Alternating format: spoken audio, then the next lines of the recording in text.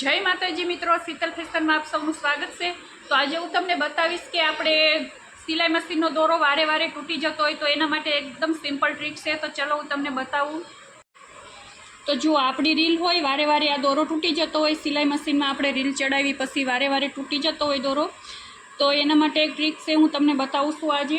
જે આપણે મશીનમાં ઓઇલ કરવી છે, આ ઓઇલની ડબ્બી છે, તમે જોઈ શકો છો ઓઇલની બોટલ।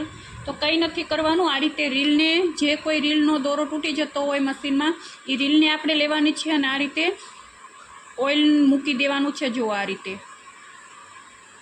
આ ફરતું ફરતું રીલને ઓઇલ લગાવી દેવાનું છે આ રીતે। તો પછી તમારો દોરો નહીં તૂટે, એકદમ સરસ રીતે। મશીનમાં તો આપણે ઓઇલ કરતા જ હોય, પણ રીલની ઉપર પણ આ રીતે ઓઇલ લગાવી દેવાનું છે। તો જો પછી તમારે ક્યારેય આ રીતે દોરો તૂટશે નહીં। તો આ રીતે ટ્રાય કરજો અને મારા વિડીયો ગમતા હોય તો લાઈક, કમેન્ટ અને શેર જરૂરથી કરજો।